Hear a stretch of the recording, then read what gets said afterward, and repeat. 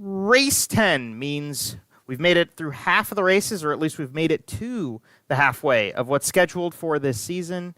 And it means we're going to start grouping up our title contenders and counting down how many races we have left rather than how many we've run. For the race itself tonight, it means a quarter-mile dirt oval in the middle of Illinois with a hearty hometown feel, plenty of space between the high and low side, but one of the most intense cushions we see in a year and a big bump on the inside of Turn 4 to round it all off. Welcome to Fairbury Speedway with us, live on BRPtv for the BRP iRacing series. We are here for the Fury at Fairbury. Joe Donahue and Jonathan Howe on the mics for you tonight as the circus carries on. Jonathan, we saw Ryan Beagle take cake ahead of his main title rival, Cody Higbee, last week out with the Roselli brothers right in step. The question is whether Anthony and Dominic can put it together tonight or whether we see more of the same with Higbee and Beagle out front. It's hard to think you're not going to see more of the same, but the fact that we are going to such a small, tight, tricky track, I feel like it really could shake things up. We're already looking at the speed chart, and things are a little bit shooken up. I mean, Brian Berger up there in the 4th fastest time. Travis Cunningham, 5th fastest in practice thus far. Meanwhile, you see Ryan Beagle a little further down in the 9th position right now in terms of practice speed. So, Joe, I really don't know. I think if it's all going to come down to where you start this one. I think you want to be up front early, and you want to make sure that you're not towards the tail end of the field, because I think today is one of those races where we're going to see lap traffic be a factor. Oh, I definitely think so. This is the smallest racetrack, one of the tightest facilities that we go to in a season. It is one of the ones that I think a lot of people look forward to, but also one of the ones a lot of people don't look forward to. Fairbury is small, and that lap traffic, we've seen it a few times this season, Jonathan, and it has been important at times, and sometimes we get through it okay, but yeah, tonight, at a track this small, I mean, what are you going to do? How do you fight that? Well, you got to fight by staying up towards the front and managing your lead and managing the gap back and between not just the lap traffic in front of you, but whoever is chasing you from behind as well. If you can manage to do that, I think that's going to keep your nose clean, and which is going to be one of the most important ways to negotiate this racetrack. And if you can find a way to run somewhere that not everybody is running. We saw last week where it was the drivers who got to the bottom of the racetrack soonest, they kind of advanced forward through the field the best and were able to make up the most track position by the time the end of the race came. So if you can find a way to make sure that you are doing what everybody else isn't, I think you're going to be able to keep that nose clean and keep your car going towards the front. I definitely think that's a good thing to note, especially kind of staying ahead of the racetrack. We talked a lot about that last week at Knoxville. It's a racetrack you really got to stay on top of because there's no banking to it. Kind of the opposite side of the coin, but the same situation at Fairbury. There's a lot of dirt down low that you don't touch for a good portion of the race, and a lot of guys go up to the top side. You can see Dean Meitzler on screen working down low right now. The top's a little burnt in this practice session, and it makes a huge difference, and it will make a huge difference tonight. Although, should be noted, the top side is always a good contender around Fairbury. There's that bump that we talked about in the intro here.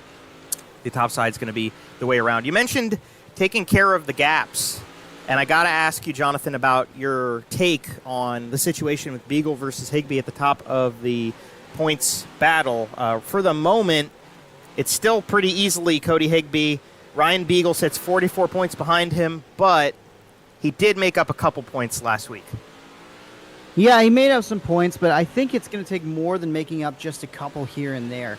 You know, if Cody Higbee is going to be a contender, a podium finisher each and every week, that's going to do a lot to make sure that gap is maintained. We did see Cody have a mistake at the worst possible time in last year's event, and which that kind of handed the trophy to Ryan Beagle fairly easy. So if I'm Cody Higbee and I'm trying to manage the gap, all I'm trying to do is maximize each and every session that I'm on the racetrack.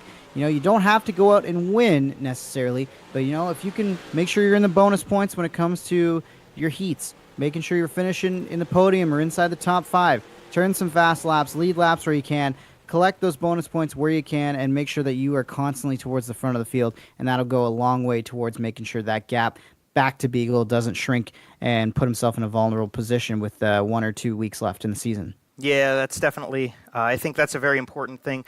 It's not, you can't just make up small amounts of points on Cody Higbee, and also banking on Cody Higbee making a mistake, that's Very rare. It did happen last year, but very, very rare. So, into qualifying we go for the Fury at Fairbury. We are starting off this showdown with 2 laps per driver.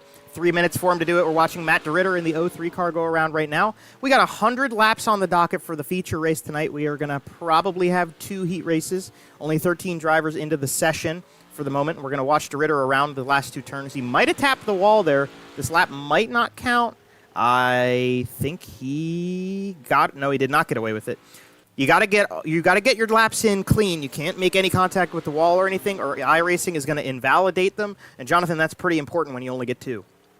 Yeah, especially when you only get 2. You want to make sure you post a good time. And you want to stay off the wall in general, because that is how you keep the speeds up. I know you want to be around the outside of the racetrack, but I think what Cody Higbee was doing there in the bottom side, that was pretty fast. And you can see to the front of the field, he goes with a 12.8. We'll see if anybody else can knock that down. Good to see Richie Pereira with us as well in the 96. That's great to see him back racing with us after I think he's missed a couple weeks, if I'm not mistaken. So, yeah, he's been out for. This is definitely his first race of 2024 with us, but he missed, I think, the last few of 2023 as well. And hey, man, he came right out of the docket. He's up into 4th place in qualifying. That's pretty good on your return. I mean, there's only 13 cars, but you still got a hell of a fight to get up into the top 5 there. I think pretty much everybody's put in their lap times. Some of these guys just taking a couple extra laps for practice now, Jonathan. I've never shied away from doing this myself. No, if you can get out there and take advantage of the session to find a little pace, find something in the car, find some comfortability, I think you may as well do it while you're out there, Joe. Now, I had initially circled Matt DeRitter as one of the guys who might surprise us on a short track here tonight. Haven't seen the pace out of him yet, but that could change come race time. Meanwhile, I'm looking at the top of the board, and what do you know? Cody Higbee, Ryan Beagle, 1st and 2nd in fastest times. I guess they're going to be starting pole, and we're going to have the best chance of taking advantage of that heat race bonus point system. Yeah, that would be what they both want to do, and I think it might even itself out with Beagle and Higbee 1-2. They'll both be on pole for the 2 heat races, and then if they can get the same finish out of it, they would equalize on points. But Cody Higbee gets the advantage for the fastest qualifying lap as qualifying ticks to a close. Beagle just getting a couple extra practice laps in on the bottom, and that's 2 bonus points towards Higbee's total as we get ready to go into the first heat race of the evening. And we'll rifle off the starting grid for you. Starting from the pole, going to be the number 97 Iceless machine of Cody Higbee. To his outside with a great qualifying run for the driver out of Pennsylvania in the number 49 car, the RockAuto.com Icon Performance machine of Dean Meitzler. Starting on the inside of row number 2, going to be the number 7 machine, the House of Speed Van Sickle electric car, is Anthony Roselli. And to his outside will be the Hot Tamale in car number 21P. Representing Ontario is the Smithville RV Nichols Street Clothesline car of Tyler Pachalski. Starting on the inside of row number 3, you've got the number 28 machine, the MDR Designs painted car, a longtime member of this series, Jeff Sharp. And to his outside in the Southern Ontario Dirt Show, Tammy 10 Media, number 90, is Travis Cunningham. Going from the 4th row all alone, if he comes onto the grid, as he's yet to put the car out on track, going to be the number 18, the gas band, Gavin Isley. We'll wait to see. We got 6 of them lined up of the 7. And we might only go with 6 here. We'll see what happens, Jonathan. But the anticipation has built up, and yeah, we're pretty ready to go. How about you? Very ready to go, Joe. It's kind of weird. I've seen Gavin Isley's name in the session, but I haven't actually seen car on track for anything that we've done so far tonight. So it's kind of weird. Maybe he's having some kind of connection issues or something. But 6 cars, possibly 7, going to take the green here. And I don't really know what to expect from this group. I'm really interested to see if somebody takes the fight to Cody Higbee early in this heat, jumps on him, and we'll see how that shakes out. Well, Meitzler's right there, but Roselli is behind him. I don't think I'd want to be starting in front of Anthony Roselli. No, guy's going to be aggressive. He's going to try his best to, like I say, take that fight to Cody Higbee. Maybe there's a dive bomb move to be made in the first corner, especially if Higbee wants the top. or try to get to the top anyways, I guess, on this restart. We'll see. I'm surprised that he's elected to take the inside lane. I figured maybe, you know, if everybody wants to be on the top, why not start up there? But we'll see how the restarts go. This is going to be something to bank as well for Cody and for the rest of these guys. Where do you want to be come restart time if you've got that choice? That's a great question. I think we'll have to wait and see because, man, I wouldn't want to tell you. The reason we waited so long, Gavin Isley did not make the call, so that number 18 car made its way to whole 2 minutes. Come on, Gavin. What are you doing, brother? And we'll get the 1 to go this time, and then next time by, we'll start off the night. 8 laps going to be heat race number 1. We're going to have another heat race after this. 5 minutes of warm-up, and then a 100-lap feature race around Fairbury. Cody Higbee going to have control as they come to the stripe. And his outside Dean Meitzler, here, out of here. Green flag's waving. Almost a little Eric Thomas like there. I liked that. A little local flavor for us Canadians. They're off and running down the back straightaway, and Cody Higbee protects that bottom side really well from Roselli on the initial start of this one. Meitzler on the top side is going to take over the top spot. Cody Higbee leads lap 1. Lap 1 to Higbee, and then Meitzler and Roselli, but they're making a fight out of second place right now. Roselli to the way bottom side. Meitzler still using a little bit of momentum in the middle. And now it's 3 wide for the lead. Cody Higbee went the whole way up the racetrack. It didn't work out for him, and we've got a battle for the lead, Jonathan. Roselli really making that bottom side work. I'm surprised he's able to get enough speed off the corners, although Cody Higbee is doing a great job keeping it wound up on the outside, just enough to lead the laps. But Roselli not going away on the bottom side of this racetrack. Roselli right there. You know, if Roselli does this the whole way through as we're halfway into this heat race, if he can keep doing exactly what he's doing right now, it looks like he gets a little bit of a better run through turn 4. So if he comes out of turn 4 and coming maybe to the checkered flag, I wouldn't show your hand just yet.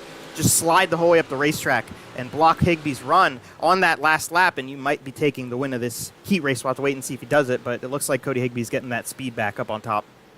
Yeah, that last time through 3 and 4, Roselli kind of slipped on the bottom side of the racetrack, went almost a little too low, got a little too much rotation in the car, but a much better 1 and 2 that time. But Higbee is just getting a great drive off the top side, running down the hill. And there's that slider move you talked about. Roselli couldn't quite make it stick in front of Cody Higbee, but that got awfully close.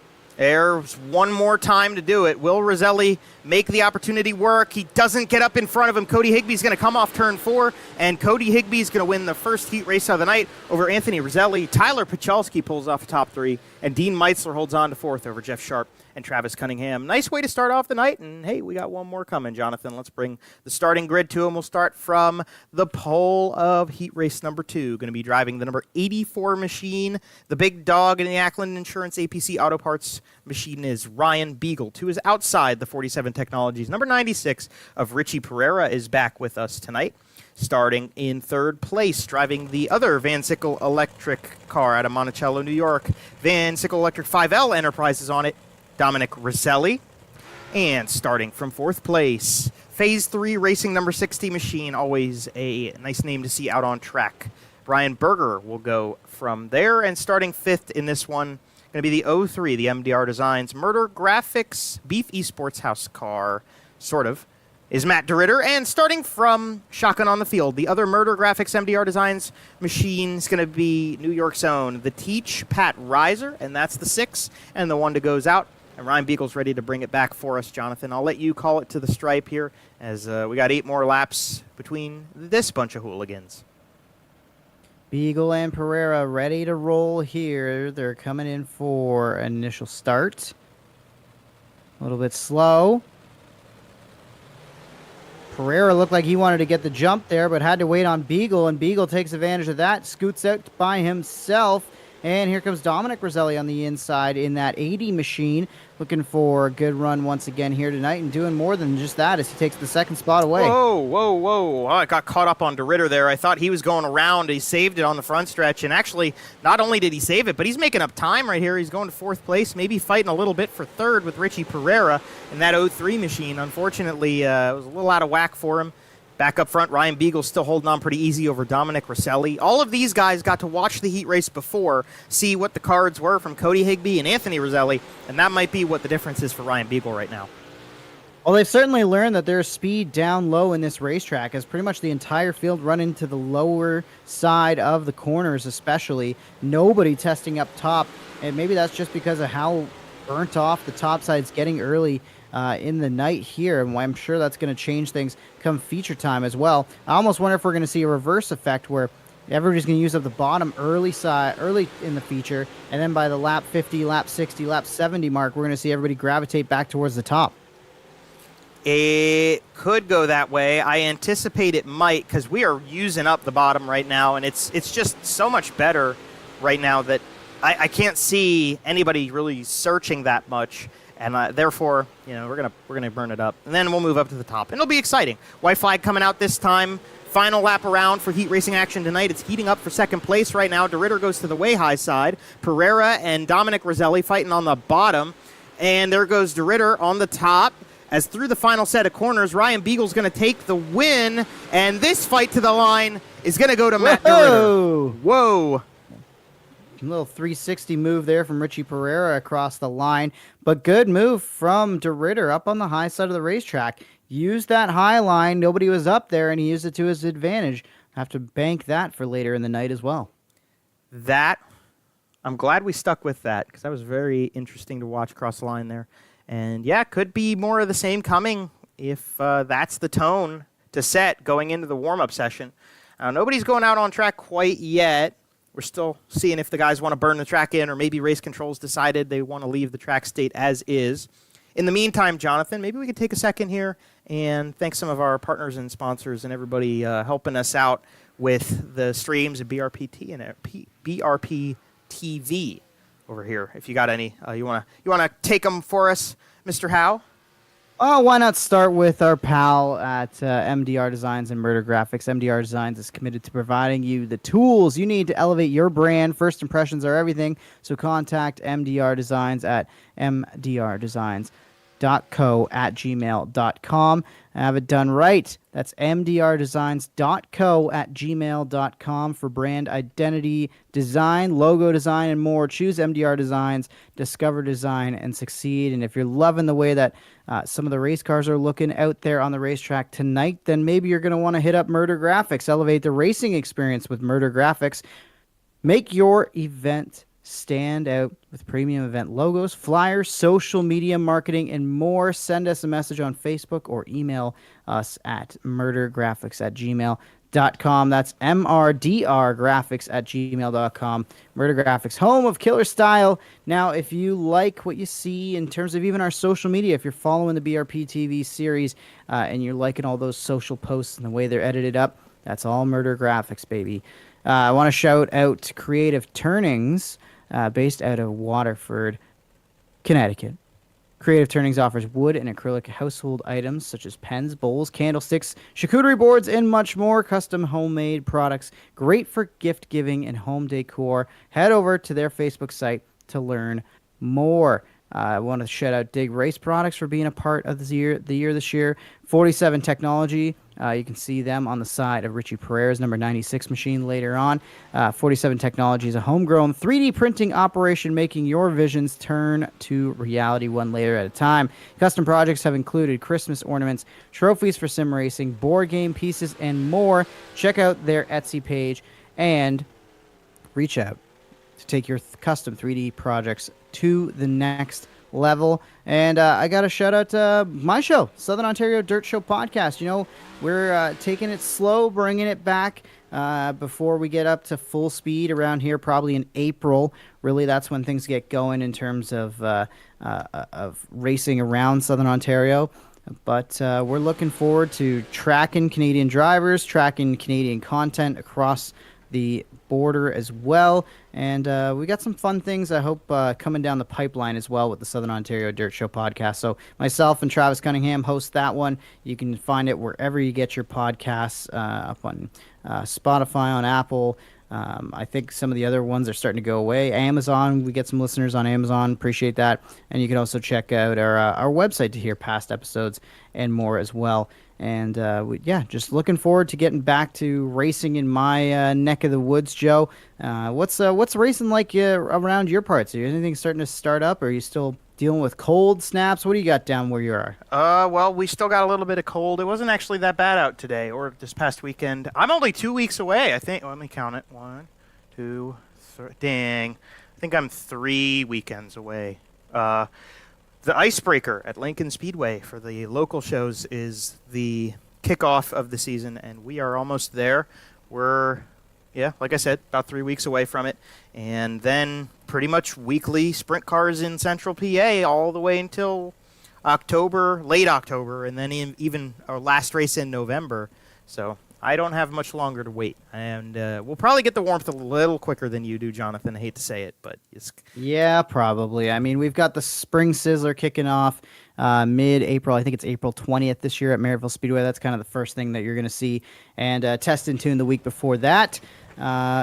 Just a quick shout-out. Having my Stag and Doe that night. If anybody wants to support me, at Jonathan on Air, find me on social media and buy some tickets. We would greatly appreciate it. And if you can't make it and you still want to buy a ticket and support, we'll still put your name in the TV draw, just so you know. Let's get it. That's what I'm talking about right there. What I'm talking about, the man, Jonathan Howe. And hey, before we let him go do the rest of his job and everything, I'm going to keep him close and have a good time as we get ready for 100 laps. Rolling off now, the pole sitter is going to be Cody Higbee. To his outside, Ryan Beagle. They both won their heat races. They will take row number 1. Row number 2, how about this? It's the Rosellis again. Anthony on the inside, Dominic on the outside. Row number 2 on the inside is Tyler Pachalski in the 21P. To his outside is going to be the 03 of Matt DeRitter, the Murder Graphics machine. Dean Meitzler going to go from the inside of row number 4 in the 49 car. To his outside is going to be the 96 47 Technology machine of Richie Pereira.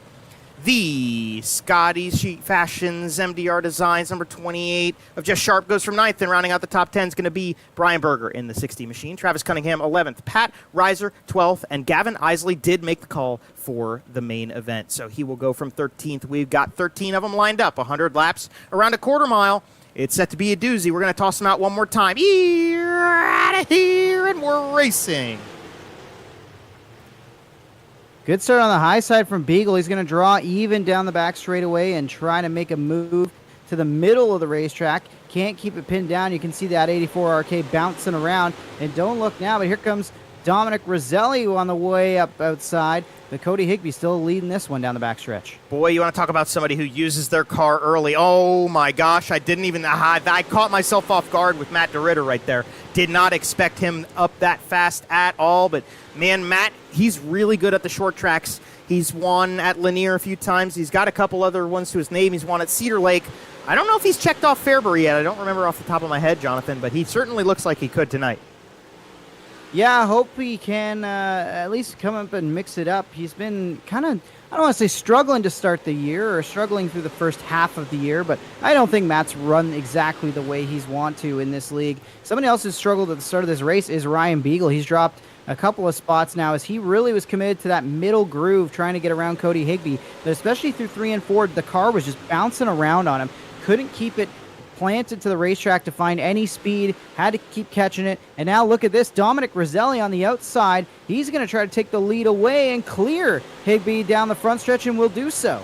Yeah, and DeRitter looks like he might have enough momentum to go around as well. The top's coming back to him. Roselli using that car up quickly to get to the front early.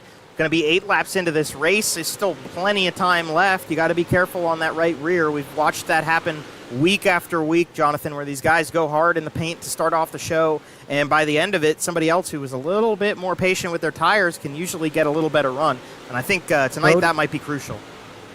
Yeah, I agree, and I kind of wonder about tire wear. Where do you wear this tire the most, Joe? Is it up on the high side, or are you going to use it up trying to make a tighter arc around the low side like what Cody Higbee's doing? You see Pat Reiser give it a little bit of a tap to the back there. Gavin Isley makes the show, and he's trying to race his way up towards the front from the back of this one.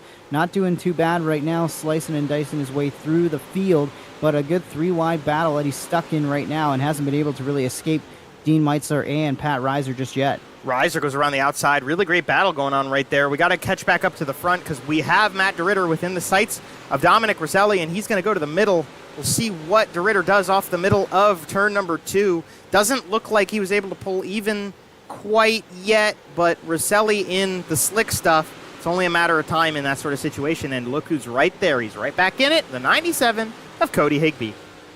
Yeah, he was a lonely, lonely man down on the low side, about the only car running that low side. Now he's gone back up to the top. We saw this from him earlier in the night during his heat race, where he's using that hill, getting the run down the hill to try to catch up and gain some ground. And it kind of works because look how high everybody stays on the exit of the corner. He's going where they're not.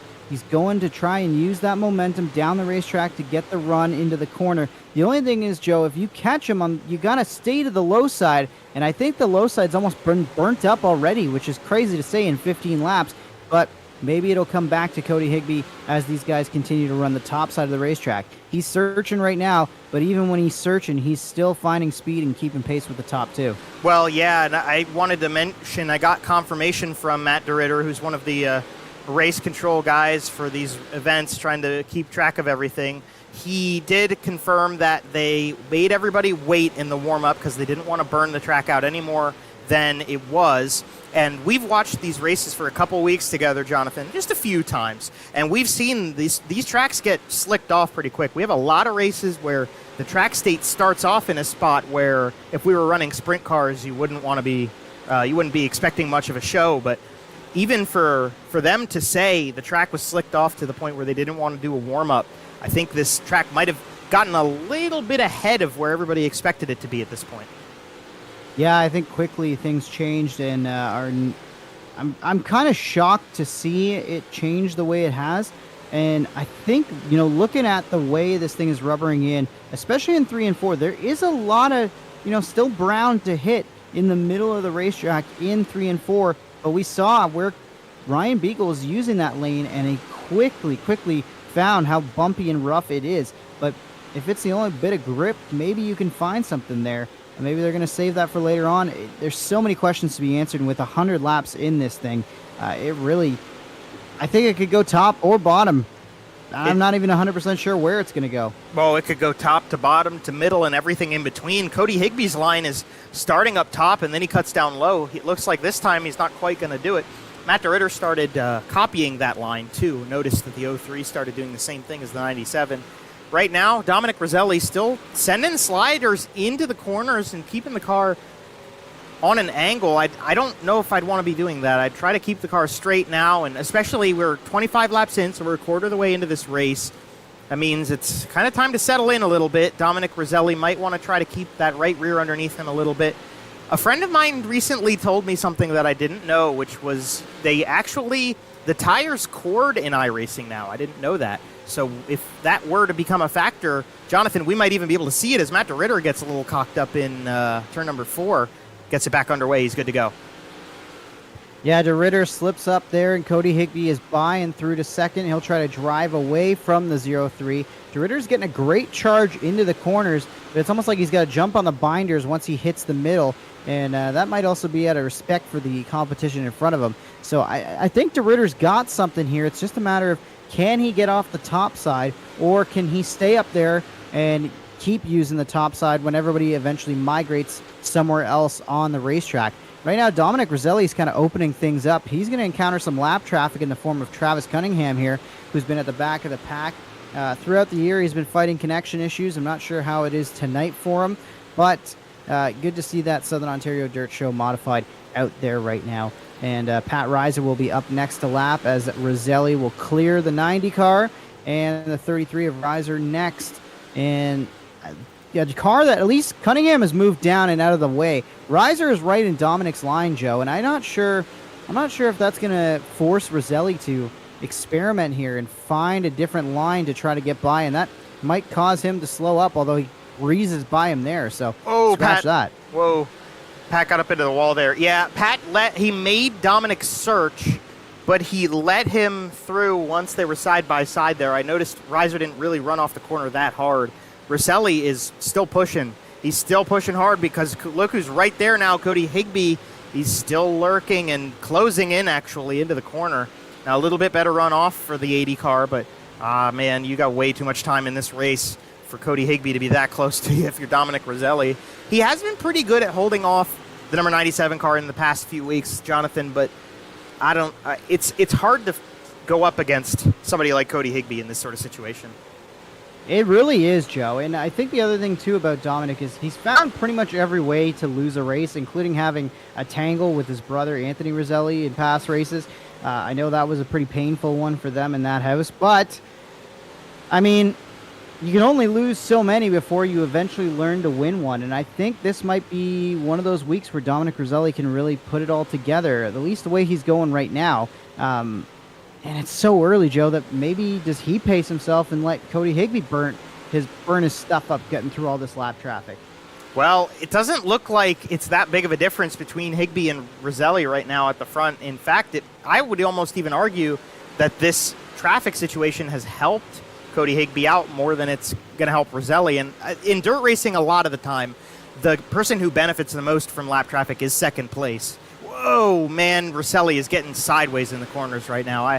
It just makes me nervous about what's to come for that car as the rest of the race goes on. Yeah, you got to wonder, even when you're driving sideways, you're really going to use a little extra tire, especially with how burnt up this racetrack is. Cody Higbee continues to be pretty smooth, but Roselli is running about his line, especially that come off the top side, maybe move a half lane to a lane down and cover off that charge on the straightaway. It's good defense from Roselli, but Higbee, I think he might just be too strong. Maybe. That's not the first time we would have said that about Cody Higbee. We're going to jump on board with one of these lapped cars. We're on board with Brian Berger right now. He gets a nice view, although the roof of the car kind of blocks our view of it in the corners. He's got the best view in the house of that battle for the lead right now, as he's got his own battle brewing with Jeff Sharp. Those two are racing to stay inside the top 10 right now. Just for the moment, Berger is able to hold on to it. You see Higbee above there. He went for it on Roselli down the backstretch. It didn't quite work, so he jumps back in line, and they're going to tick off another few laps in stride like that. Brian Berger going to the top side, Jeff Sharp staying down low. I think we might have lost Sharp a little bit, yeah, and it also looks like the lap cars are catching up and putting a big fight now to getting around Brian Berger. Yeah, Brian Berger is actually, you could see out the windscreen, the rock screen, he actually kind of had adopted the line that the leaders were running, that kind of coming down the hill, turn off the top side and try to run down the racetrack. And it looked like it was working to an extent, but it doesn't seem like he was able to get back to the gas the same way Higbee and Dominic Roselli have been able to do so. Focusing in on the 0-3 of Matt DeRitter in that Murder Graphics MDR Designs ride.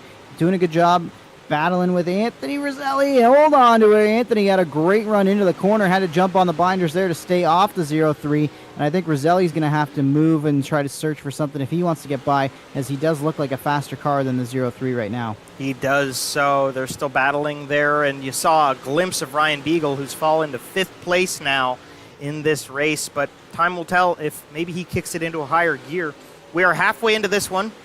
Dominic Roselli, just barely holding off Higbee that time past the stripe, will lead at the halfway mark of the race. And now it's a countdown, and now we'll see if, the tempo shouldn't change much yet, but the tempo might start slowly developing as we start clicking towards lap 100. For the moment, it's still Dominic Roselli and Cody Higbee up at the front. Matt DeRitter, Anthony Roselli, Ryan Beagle make up the top 5.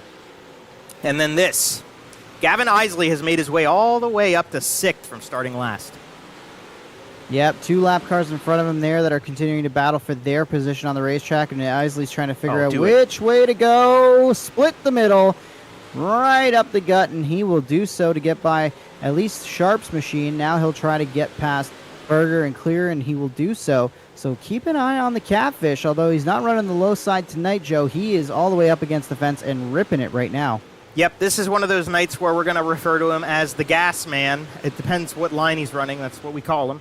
And man, oh man, he was using up the wall in turn 1. He's gaining slowly. Ryan Beagle's right there now with Roselli and Matt. That's Anthony to be specific. And those guys might be next in line for Mr. Isley as, man, I don't know, man. I don't know what to say about Ryan Beagle right now. I like the way he drove. I don't know if he's... Oh, well, he almost turned Anthony Roselli. That was about what I was going to say. Not sure how he's going to get around him, but they've got bumpers for a reason. Yeah, it was absolutely a hold-your-breath moment between those two. And Beagle, it's almost like he waited for halfway and then now has really turned up the wick quite a bit and is putting the pressure on these two front runners in front of him to try to get a podium spot in the end of this race. Has he saved enough to make a charge late for the lead? We'll find that one out. But first, he's got to get past a very fast Anthony Roselli and Matt DeRitter as well up there in the 0-3.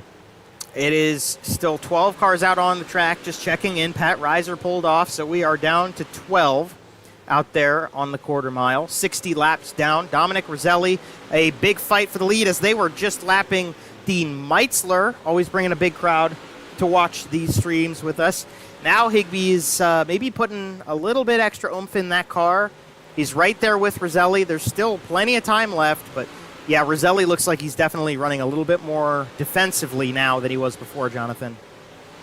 Definitely. He is really trying to make sure that that line is protected and that Higbee does not get a run. But look at Higbee down low, really making things work on the bottom side of the racetrack. He's found a little something down there, and it's keeping him, at least in the fight. He's not quite been able to make a pass. He can't get enough clearance up off the racetrack because, again, Dominic Roselli getting sideways in front of him. I'm just shocked that car has hung on as long as it has, and it's still got to make it another 36 now, coming up to 35 laps to go. I don't know, Joe. I mean, with the car being that sideways, the tire wear, the track slicking off, I'm holding my breath if I'm Dominic Roselli right now. Yeah, I mean, I would have been holding my breath for quite a while here, although then you'd probably turn blue, and that wouldn't be good, driving a race car like that. But I would be nervous if I was Dominic Roselli right now, because I think this is just, it's fair to say that when you've got a situation like this, you know the second car in line there, that's a faster car, I think. If you can keep up that well, you're definitely capable of making a gap. But passing and catching are two different things, and that might be the Achilles heel right now for Cody Higbee. There's not really a good way around. He tries maybe to find a pick with Richie Pereira as a lapped car, but that didn't even work for him. Dominic Roselli still retains the lead through 1 and 2 again. Nice run for Higbee, but once again, where are you going to go? He's trying that inside, bottom side. Now you can see he goes to the middle through 3 and 4. Has to really arc the car to stay off the side of the Dominic Roselli. But through the middle of 3 and 4, we've seen how bumpy it is. It is almost impossible to get the car to settle. Ryan Beagle tried it early in the race. Higbee tried it there, and it really set him back just a little bit. He'll have to regroup here and mount another charge at Dominic Roselli for this lead. DeRitter still hangs on to the 3rd spot, and we'll watch as these two continue to battle. If I'm DeRitter, I'm trying to figure out why I haven't been able to catch them, because they really have been going at each other as the top two cars, but it seems like DeRitter just keeps losing time as opposed to gaining on the two of them. That's a fantastic point, Jonathan, with the battles and the lapped cars and everything. Yeah, Matt DeRitter, especially that he's put a gap there in between Roselli and Beagle. I mean, he's not fighting anyone. He's just hitting laps. He's just running whatever line he really wants. I mean, he's got to get around some of these lap cars, but he's not doing too bad with Dean Meitzler and Rich Pereira yet. And even all of that, he still can't catch up to these two. It might just speak to how strong the 80 and 97 cars are tonight, as this might be an opportunity here for Cody Higbee, although we're going to have to watch out. There's no slider, and we've got Tyler Pacholski, who's running in 7th place. That is a lapped car picture to be worried about. Yeah, those two leaders are getting awfully aggressive with their lines. I just saw I just saw Cody Higbee bounce off the wall in 3 and 4 a little bit. The 80 car of Dominic Roselli still getting sideways. Tyler Pacholski trying to stay out of the fight here. He'll go to the low side of the racetrack, but these leaders are needing to clear him, especially Roselli does not want to give up any time trying to negotiate the 21P here. Wow, that got close up off of 4. Look at Cody Higbee just really, he sent it into the wall again. He's trying everything he can to get to Roselli and has not been able to do it. He is trying his darndest, and there might be the opportunity again. Not quite. He gets a good run off of 4. He can get a side of Dominic, but once he gets there, just can't make it work. Let's check in a little further back. I think we've got some battles going on back here. Dean Meitzler, Richie Pereira, they're fighting for position right behind Isley and Anthony Roselli, who get around them, and a yellow flag. Huh? a yellow flag, and it's Richie Pereira bringing it to us. The first one of the night. We almost got 80 laps into this, Jonathan. Wow, that is crazy. And now we're gonna have what, a 21 lap shootout here. This changes everything. I mean, it's easy to say, and it's kind of funny to say, but it really does. We'll see how this is gonna play out. I mean, Pereira, I think, was battling a lap down with some other traffic, and maybe it looks like he might have just made a mistake by himself here. We're going to see as he slides up the racetrack and out of 4. It'll come to us in turn 1. Took a second to get to the timestamp here, but it's going to be DeRitter in front of him. And man, that's a heck of a run for Isley in the middle of the corner. Nah, this is just all on his own. Oh, and Beagle's getting all whacked up on the inside down there, too. You can just barely see that. But, yeah, Pereira pulls a little bit of a Logan Seavey, and then he might have knocked the rear end out of this car because it hooked back on him. And not too much damage, nothing crazy, but definitely enough.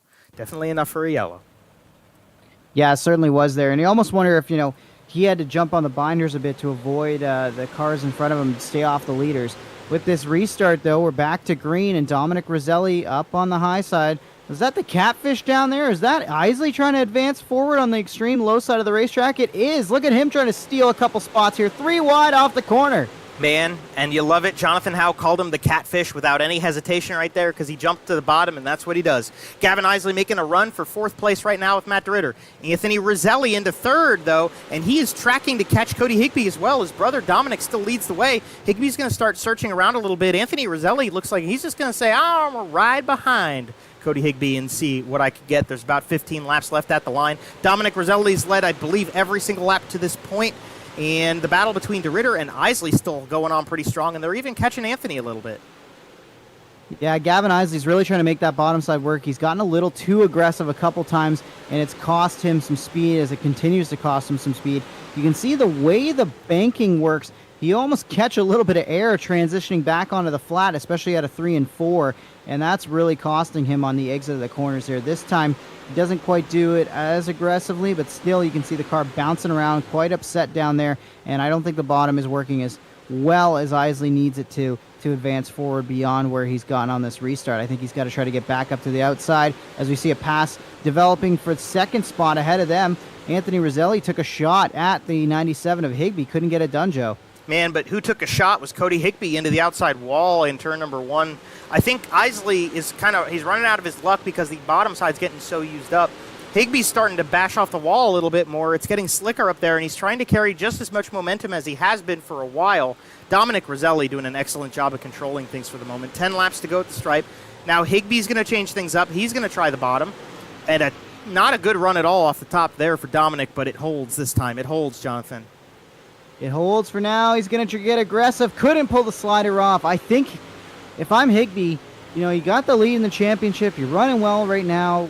You got a little bit of breathing room back to Beagle. I think if you get the opportunity, I think you just got to try and throw the slider. I know it's not exactly the cleanest move, especially with the tight quarters of Fairbury tonight, but I think at some point you got to just lick the stamp and send it if you want this win. Yeah, but do you want to do that? I mean, we saw what happened with the Rosellis at Port Royal. You can go all or nothing, but you might get nothing. And this is actually a really good night for Higbee because Beagle, unfortunately, has dropped back to 7th place in the running order. Just did not get a good restart at all in that machine. And unfortunately for him, that is putting a couple more nails in the coffin. I know we're not even quite halfway into the season, but, man, Cody Higbee's just doing so well with these points right now. And I don't know. Is the win worth more than the 2nd place? I mean, Dominic Roselli hasn't won yet. Anthony Roselli hasn't won yet. And I am sure, also, Jonathan, I am sure that Dominic he's probably in a mindset that he's not really going to give this up that easy. You say that, he just made a little mistake there through 3 and 4, tapped the outside wall, it slowed him up just ever so slightly. But the thing is, nobody's really closing in on him. He's doing a good job maintaining that maybe car length gap this last 10 laps or so, and now it's coming to 4 laps to go. I don't know. I think now 3 to go, excuse me, I should say. I think Roselli might just have this in the bag. He might, but he didn't get off turn 4 that well. 2 laps to go, a half mile around. The running order from the back: Richie Pereira is 12th, Pat Reiser is off track at 13th, Travis Cunningham is 11th, Brian Berger 10th, Dean Meitzler 9th, Jeff Sharp 8th, Ryan Beagle 7th, Tyler Pachalski 6th, Matt DeRitter 5th. White flag is out as DeRitter moves to 4th now. Anthony Roselli in 3rd. Second place is Cody Higbee, who's making a run at Dominic through 1 and 2. Dominic moves to the bottom to defend. He's going to slow it up all the way. Can he keep it down low enough? Yes, he can. Dominic Roselli gets his first win of the BRP iRacing Series. Excellent move. What a bold move. What a bold strategy to go down there and cover that spot, Joe. I can't believe it. That was so insanely aggressive, and it almost didn't work out for either of them. You saw Higbee.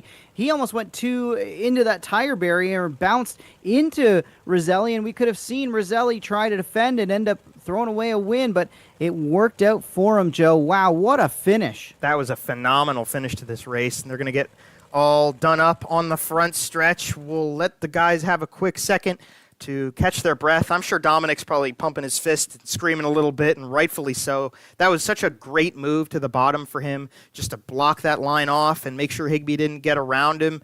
And, well, I guess there's nothing really better we can do than get it straight from the source. Let's bring Dominic Roselli down. Jonathan, I'm going to give him to you. I'm going to let you take the winner tonight. Dominic Roselli, it's Jonathan Howell of the booth. You got a copy, my friend. Yeah, man, I got you. Congratulations on the big win, and what a move in the end to protect that. A dominant performance. You led 98 of 100 laps after starting 4th. Talk to us about the drive tonight. Yeah, I felt real good. I did some laps the other day and felt real good, and then was good in practice, and then just really missed it in qualifying. But we had a good heat race, and I kind of felt comfortable. I ran a lot of laps around the top to try to get comfortable because I knew it was going to go up there eventually, and it just felt pretty comfy there. Matt was a lot faster than I was there in the beginning on the top, but just kind of biding my time, just kind of searched a little bit there. Me and Cody kind of found that run across the racetrack line like around the same time, and from that point it was just hanging on. Cody made it really, really tough there. Talk to me about the defense on that last corner. You go low. Did you know that Higbee was looking down there? Did you feel that you could make the bottom side work when you hadn't really run it all night enough to cover off the spot and keep that lead? Yeah, I kind of didn't know what Cody was going to do. Like I knew he was going to try to slide or either run the bottom, but I didn't know exactly what he was going to do. So I kind of figured I'd slide myself to the middle where there was still some brown, and then be able to get to the bottom if I needed to. And luckily I was able to get to the bottom and not drive through Cody to do it, just kind of pinch him a little bit. But luckily no contact. Everybody was able to go right to the finish. And talk to us about, you're leading that many laps and then a caution comes out and you get a 20-lap shootout. What was going through your mind when you had that caution, and how confident were you on that restart? Not very. I kind of was hoping I'd be able to get a good enough jump on Cody to have a little bit of space so I could run the line that I was running the rest of the race. Just on the restart there, like going through turn 1 and 2. And then after that, I really thought I was a sitting duck with watching Gavin climb up through the field, my brother, and then just Cody behind me too. I figured he would have searched a little bit more for something on the bottom side of the racetrack, but I think it was just too burned off to try to make something happen. Well, you got it done. It was a dominant performance, and you did exactly what you needed to do to protect things in the end. Tell us who's on the side of the car and who you have to thank for getting you here tonight. I don't know about dominating there. Cody's got me sweating bullets over here, but I gotta thank Van Sickle Electric, Mobile Metals, Hollywood Towing, 5L Enterprises, Loris Carbs, Matt for hooking me up with a sweet design, Dig Race Products, Fastline. Like I said, just everybody outside, helps prepare for inside too. It's good to get everybody's name out there in the winter months while we're not doing nothing. So gotta thank all of them, for all their support. Well, great job tonight, and there he is, your winner. Dominic Roselli breaks into victory lane in the BRP TV iRacing Series. Thanks, guys. Phenomenal stuff, man. I feel good. That was a long time coming for Dominic Roselli, for sure. That was something we were anticipating for a while. A lot of races where he could have won, he should have won, what woulda, coulda, shoulda, everything. The whole beans, great stuff. But you can't take anything away from this guy. Cody Higbee comes home second place. And Cody, you kept that podium streak alive tonight with the second. Not too shabby, just couldn't quite get the mark on the 80 car. But talk to us about that whole 100 laps. Yeah, exactly. Right away I got into third, I think, there, riding behind Matt, and I was like, oh boy, this is going to be pretty tough to get back up through there. So, I got a break with Matt. He touched the wall that one time right as I went to the bottom. So I got by him, and I was running in second there. I was running on Dami. I was running a pretty good line, I thought, but he found the line I was running. So that really made him, equal with me, and that made it really tough to pass him. But, all in all, we ran a great race together. Like I was telling Anthony, I think we only touched once in 3 and 4 there, around lap 90 or so, and my eyes were bloodshot by then. So, no, it was a great race with Dami. Like I said, it was just tough to get by him once we got running on the top there. Well, talk to me about not just Dominic, but, man, you're stuck in between a Roselli sandwich right now on the podium. These two have come in with a lot of momentum. It took them a little bit of time to find the stride, but they are firing on all cylinders, giving you a heck of a battle every single week. Yeah, they're really fast. They're awesome to race with, which is awesome. So, it adds to the fun. It adds to the competition. So I'm all for it. And they're really good friends of mine. So that's even better. So, that was a pretty fun race with them. And, as soon as I saw Anthony get into third, I got a little bit worried. But, all in all, I kept him behind me. So that was good. And, that kind of made it tough to try to pounce on Dami too. But,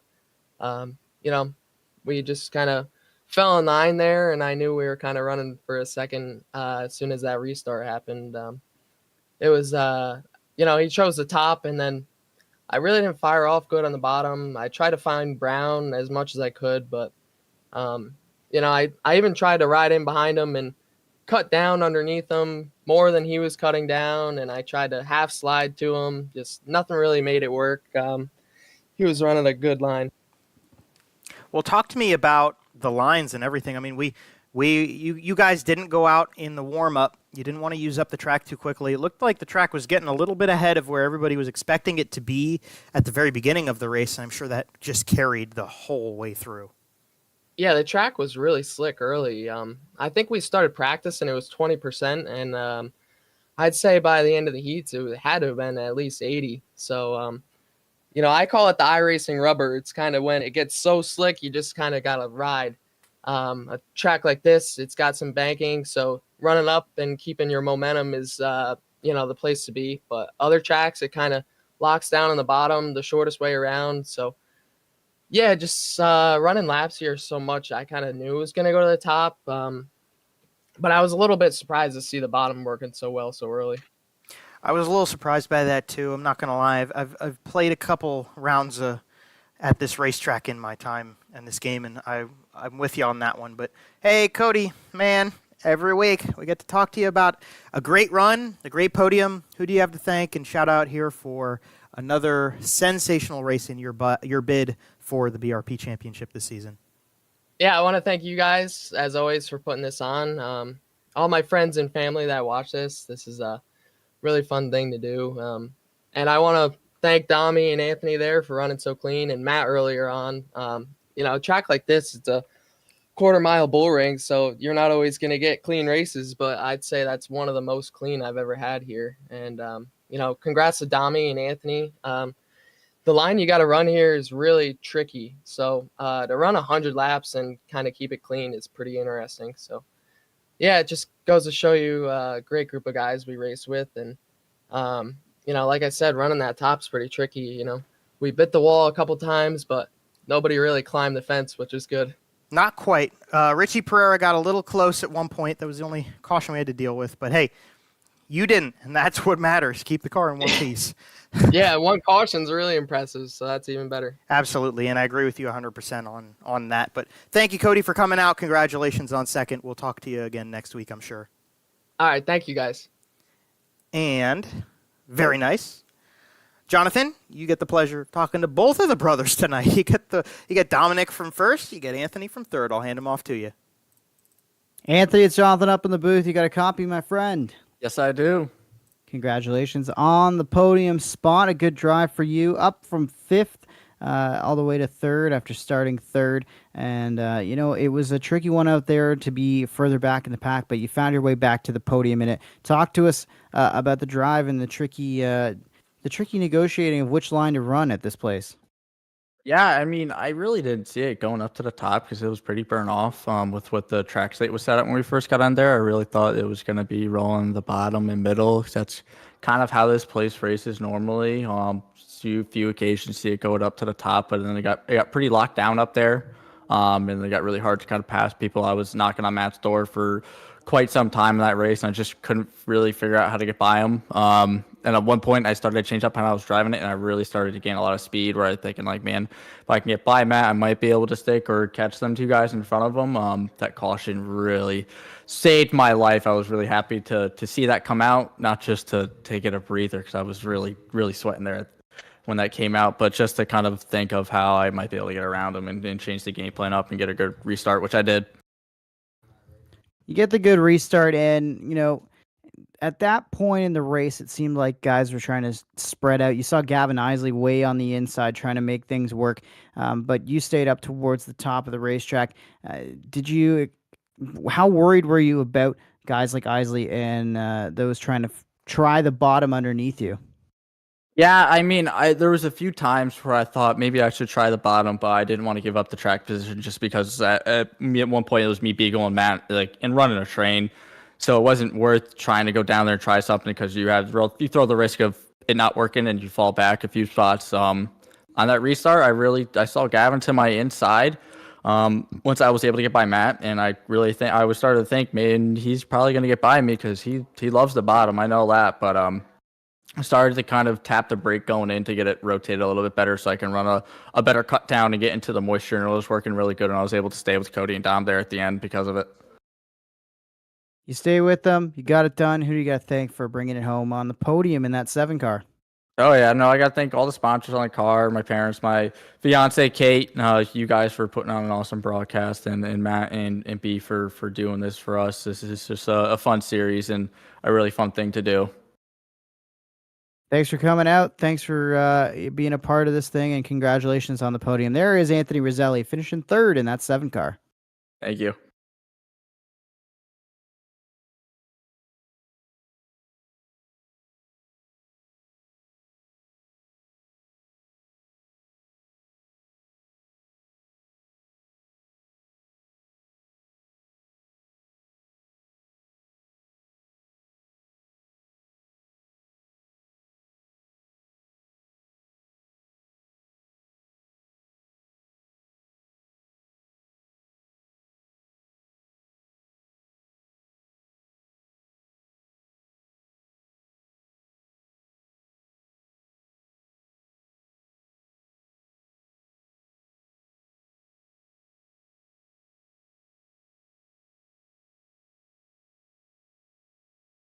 Yeah, it really did make things quite interesting for this group. Dominic Roselli gets the win, obviously, over Cody Higbee, Matt DeRitter. Gavin Isley, made a late charge there, but couldn't quite advance past 5th place. Tyler Pachalski brings it home in 6th.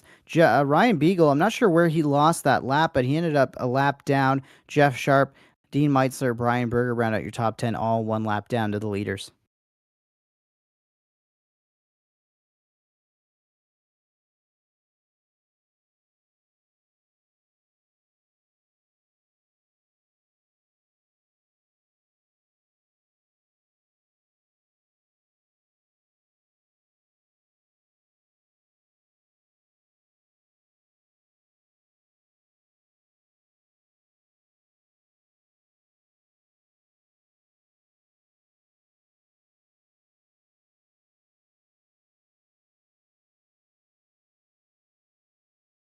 Yeah, looking forward to getting the cars wound up again on the big confines. It's kind of been a weird season.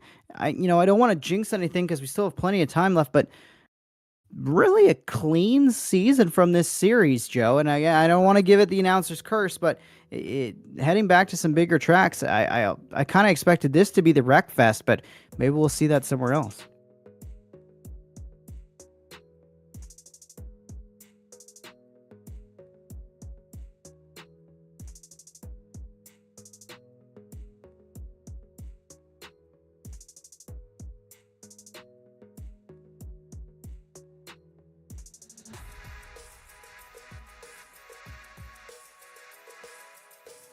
Oh, I just got a thing that my microphone was off there. That's crazy. Oh, we're back. Nice stuff. All right. Well, there's only one way to find out how exciting it's going to be, whether we get those crash fests or whether we get more smooth racing, and that would be for y'all to come back again in 1 week's time.